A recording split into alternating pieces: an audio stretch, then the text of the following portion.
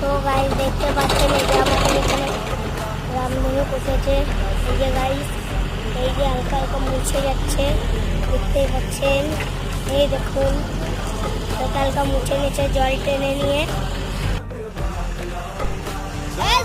দেখো গাইস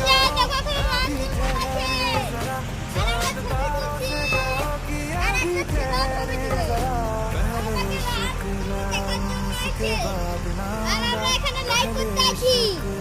এলাকা সবাই রাত থেকে দিয়ে হয়।